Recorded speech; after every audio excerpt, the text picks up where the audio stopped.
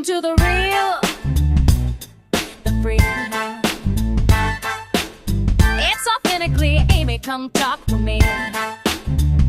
Love, sex, truth, no shame inside. We're getting deep, and it feels so right.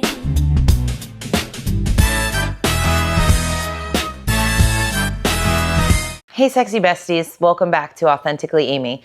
I'm Amy, a sex and relationship coach. Today we're gonna be talking about how I went from leading a double life to an authentic life. And I wanna explain kind of what I mean by that. So when I set out to do this, to educate people, to help people feel more comfortable talking about sex and relationship issues, and obviously my core mission of helping people find more joy, happiness, and pleasure in their lives. A big part of that for me too was being authentically who I am as a person. And if sharing my story in any way resonates with other people and helps other people live their authentic life, then I'm here for it. Like, sign me up. That's why I'm doing this. So today I'm going to share a little bit about my own life and my own experiences, not just sexually, but just kind of like becoming my most authentic self. Obviously, the name of this podcast is Authentically Amy, so I'd be remiss if I made it through an entire season of episodes without kind of sharing some of my own story. So what do I mean by double life? Well, I always felt when I was younger like that I was literally living two lives. I feel like the first time I really had awareness of this was probably in high school. And for me, it was like on the surface, I was a straight A student. I was on the debate team. I, had a job. I was like a very high achiever, but I had this other sort of like almost secret side where I would do things like that were, now I look back and I'm like, well, that was stupid. You were a teenager. But, at the time they were just things that weren't necessarily consistent with the like goody two shoes part of my personality. Like, for example, in middle school and maybe like up until 9th grade, some friends and I would like shoplift. I didn't need to shoplift. I had money. First of all, I always worked. I worked from the time I was like 10 as a babysitter. And then I started having like real jobs in high school. But it was like, right, the thrill, the adrenaline of like doing something like bad that I'm not supposed to do. I started smoking pot when I was in high school. And obviously like my parents didn't know about that, right? And I would do it like literally on my way home from my job or something like that. Just other like behaviors like that. And there were just so many things that just felt like I had this like, work hard and like play hard persona kind of tugging at different ends of me.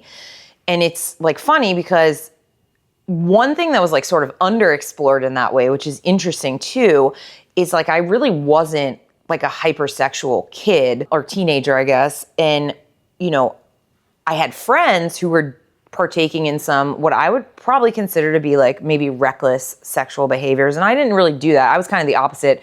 I was probably more on the goody two shoes side of the personality. Like I was telling someone earlier, I had a boyfriend when I was like 14 and he tried to kiss me. And I think I ran away, like physically, like sprinted away, which is probably surprising for someone who's now a sex coach to hear that, right? But it like terrified me. And it went back to that type A part of my personality because I was such like a perfectionist. I had to do everything perfectly, right? Straight A student, got to get into a good college, got to do all these things. I was very like straight edged. And I think, so part of me was also like, I didn't know, back then there was the internet, but like I don't think there was like Google back then. I think like at best, maybe you had like Encarta, the encyclopedia app. So that I don't think you could like search in there like how to be a good kisser. So there was just like, there was no like resources to like find out like what to do. So I was like terrified of, partaking in these activities and like not being good at it. So it kept me away from it for a really long time.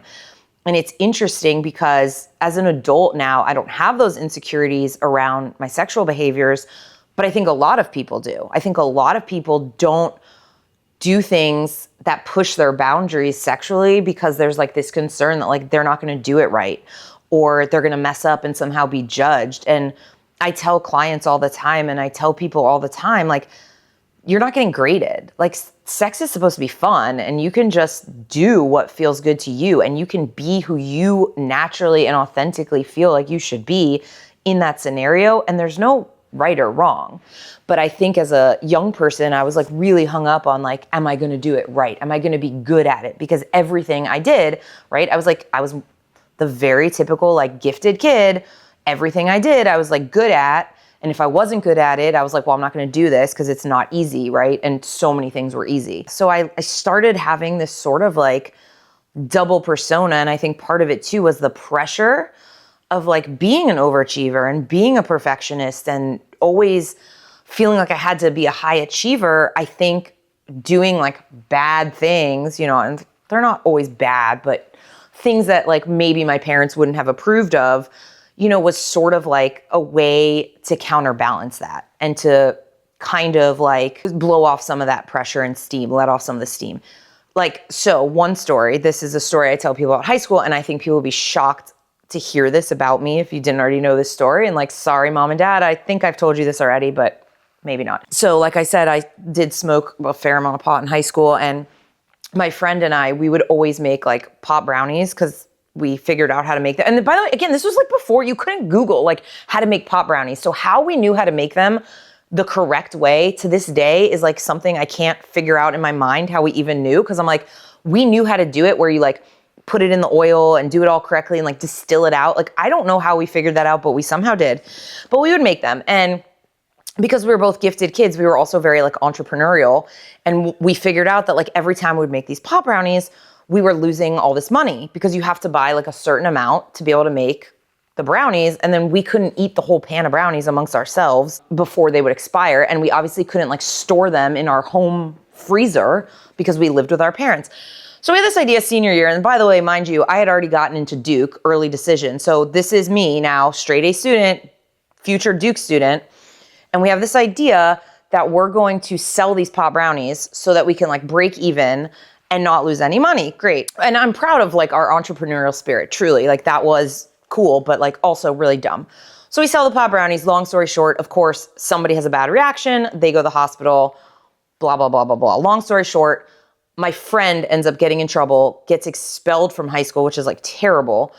But to this day, she's still one of my like closest friends because she did not rat me out. And I did what I did say. Yeah, I know, like snitches get stitches, and like, thank God she's a ride or die. But also, you know, I was like, look, if you rat me out, we both have to pay a lawyer and we both have to deal with this. I'm like, if you're already in trouble, we can't fix that. I was like, but if you don't rat me out, I can split your lawyer bills with you and you like lose less money.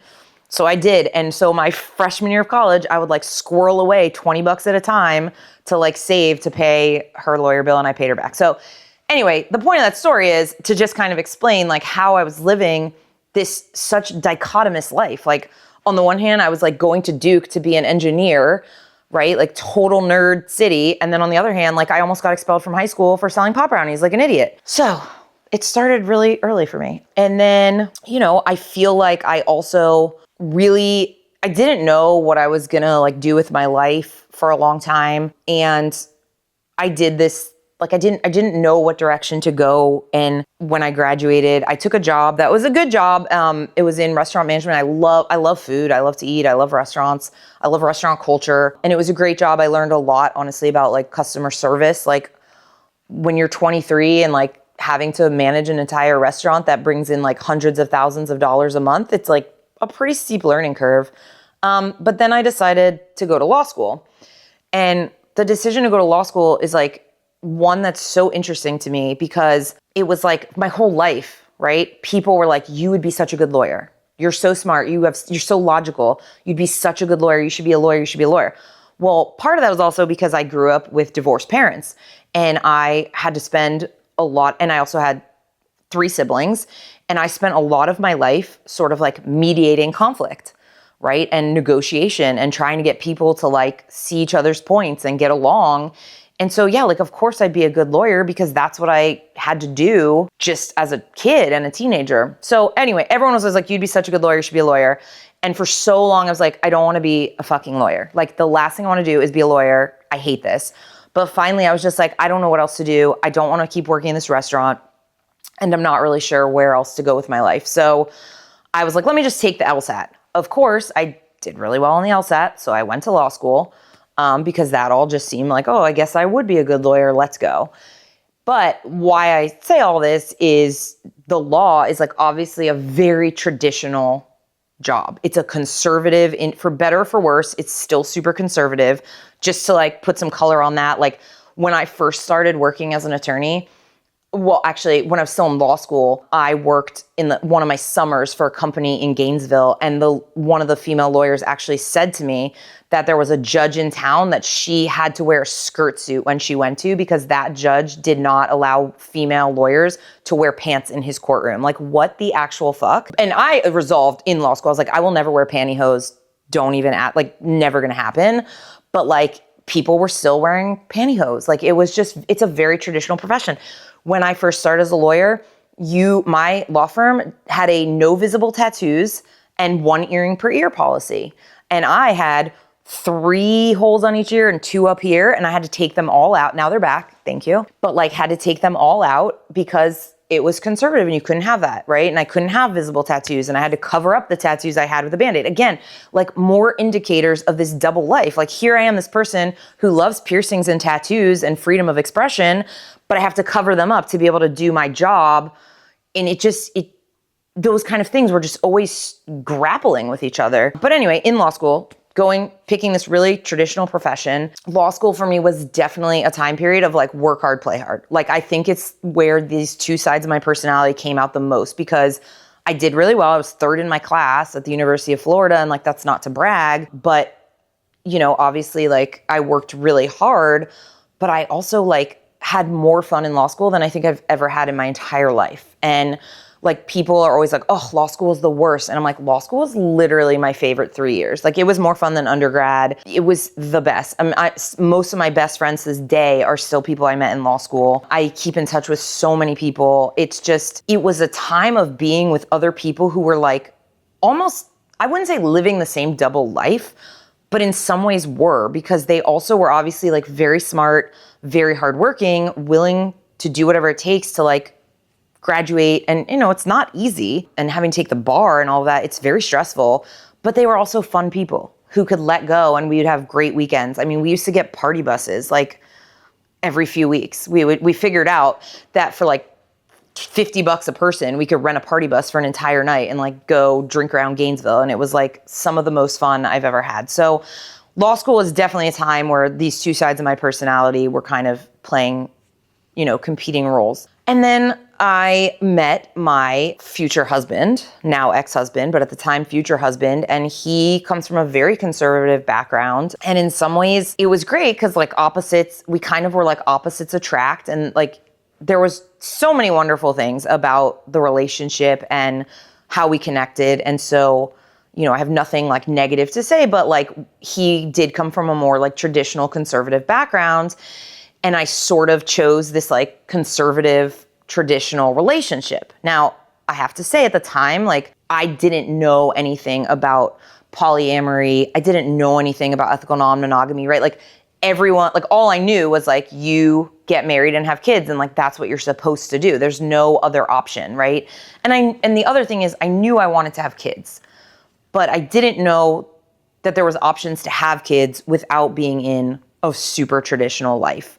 So I sort of like made these choices to have a really traditional life. Even my law career, when I went to law school, I thought I was going to work with like domestic violence victims or be like a public defender. And what made me not be able to be a public defender was one of my professors talking about having to cross-examine like a 6-year-old girl who had been like sexually abused. And I was like, I'm out. Like, I'm never going to happen. I can't defend. I knew my conscience would not allow me to defend someone in that situation. And no shade, like, more power to people who can do that. Like, we need that, right? We need like, everyone's entitled to representation, and we need it just wasn't for me. But I went to law school thinking I was going to do all these things to like help the world. And I picked the most traditional law path because, again, I had good grades, right? So who was I being recruited by? Big firms to do litigation. So I went into the traditional big law firm, business litigation. Now, not only did I choose a big law firm and I chose one of the most conservative, and I don't mean conservative politically. I have to back up. When I'm saying conservative, I don't mean politically. I'm not getting into politics here at all.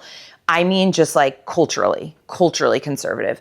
And I chose like a super kind of known for being an old boys club lot. Like, it was just like, I don't know where my like critical thinking skills were. Cause like, instead of choosing maybe like a women owned firm or something that like speaks more to like my beliefs coming out of my undergraduate degree in women's studies and being, you know, all about female empowerment and wanting to like help more women and men too. Like, listen, I want to help everybody. It's inclusive. But the point is like trying to like bring people up with me. Right. And it's just, I made all these choices that were really, really traditional because I don't know that I knew there was another path.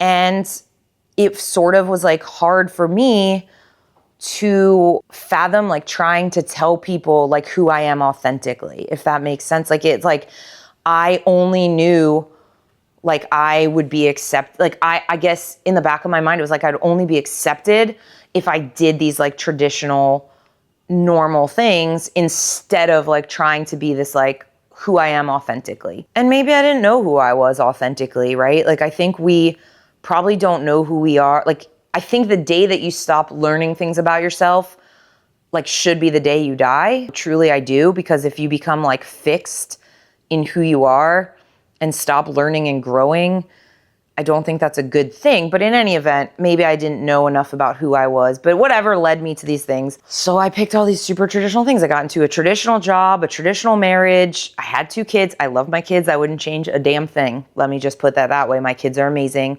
and I wouldn't change anything I did. But, you know, I got to a point where I couldn't be that person anymore. I couldn't live the life that didn't feel authentic to me.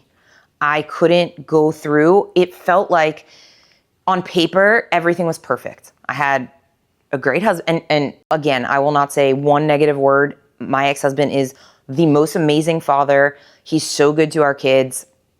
I would change nothing. But like on paper, I had the perfect husband. We had a beautiful home, 2 kids, like knock on wood, healthy and happy. I had a great job. I have lots of friends. You know, on paper, everything was perfect, but in my heart, it didn't feel right. Because it was like living someone else's perfect life and not living my own perfect life. And, you know, and something was just kind of always nagging at me, like telling me like, this isn't what you want. Something's missing. And it took me a long time to listen to that voice in my head. So it just always felt like to me, I was living this perfect life, but something was nagging at me, like telling me like something wasn't right or something was missing. And it just didn't feel like I was living a life that was authentic to who I am as a person. I didn't feel like, you know, the other thing is the practice of law, like your reputation matters a lot. And there's parts of me, right? Like one of the things I love to do is stand up. I love to do like improv acting. I love to write parody songs. And like, those are things that are hard to do publicly if you're trying to maintain this like serious reputation as a lawyer. It just always felt like I was stuck in this box and like all my creativity was sort of like outside the box and I couldn't tap into it in the way I like needed or wanted to.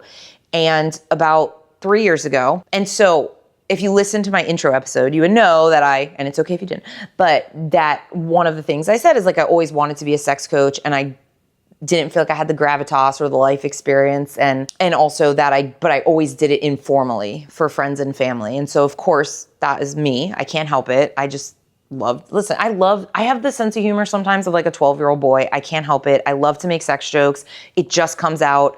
I come by it honestly. My mom is the same way. My brother's the same. Like, we're just goofy and we're just open and we enjoy laughing at ourselves and laughing at life and being silly. And that's sometimes at odds with like a serious profession and a serious traditional life. But in any event, I was having drinks with a couple of my guy friends, and one of them was complaining about like, you know, him and his wife were not having sex as much as they wanted to, which very common and normal complaint. And I asked him, well, have you tried this? Have you tried that? Have you done this? Maybe you should try this. I gave him this like list of like 20 things. And the other friend sitting there is like, he's like, you know, Amy, you're kind of like the female Hitch. And I was like, and it was sort of this like light bulb moment for me because I was like, wait a minute, Hitch got paid to do this and help people. And obviously I don't want to be Hitch. I don't want to be Will Smith. I don't want to be that character. There's a lot of toxicity, but the idea behind it was kind of like, and it sort of like brought me back to how I felt when I was younger about wanting to get into this as a career and help people as a sex coach or relationship coach.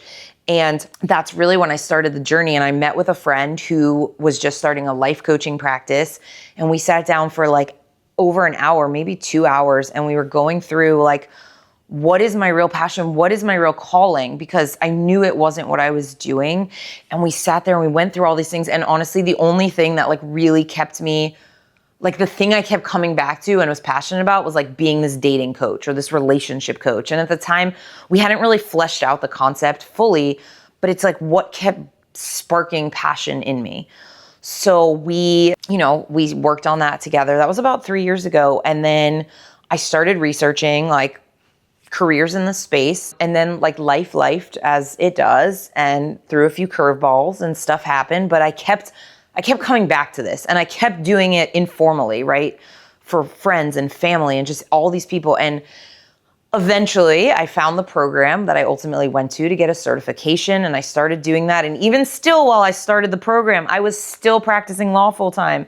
And I was like tormented back and forth about like, do I quit my job? Do I do both? Should I just do this as a side hustle? And I was like, no, I can't do this as a side hustle because my legal reputation will be, tarnished, and the firm won't like it if I'm like putting my name next to things about sex, because God forbid you talk about sex because it's so taboo. You're not supposed to talk about sex. It makes no sense. But I was like, so I can't. And I went back and forth. And finally the universe came to me and gave me the shove I needed to get out the door.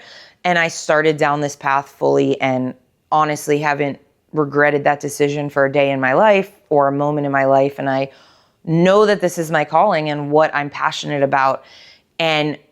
But living this authentic life is more than just what I'm doing professionally. I think personally, I'm living more authentically when it comes to parenting my children. I'm living more authentically when it comes to my relationships and dating. I'm not scared to like speak up for my needs and what I want in ways that I didn't feel before. Just being authentic to who I am. And sometimes that looks a little bit untraditional. I think some people would call it untraditional for sure. Some of the things that I want to do, some of the things that I like on what I like to call my fuck it list, which is like a bucket list for sex. And, my fuck it list might look different from someone else's, and some people might find it horrifying, but for me, it suits. And I'm pursuing those things that to me feel authentic and real and what that looks like. And I just think like, again, it goes back to this central mission, which is finding more joy and happiness and pleasure, sexual and non-sexual, in our lives. And you can't do that while you're living someone else's perfect life. You have to be who you are and true to yourself. And sometimes we get it wrong. Sometimes we think something is true to ourselves, and then we get so stuck in it and we're so scared of change that we just keep going through that, even if it's making us miserable. And really, truly, most people do that. Things that are not making them happy, they'd rather stay in the misery they know than make a change to something that's big and scary and unknown. And I think the fear of failure keeps us stuck a lot of times. And the point is, sometimes it takes bold change to, get to that authentic point. And it's not always easy. There's bumps, there's failures, there's learning curves, there's opportunities. But at the end of the day, it just feels better to really learn and grow and figure out who your authentic self is. So with that, I will leave you, my sexy besties, and I hope to see you again soon.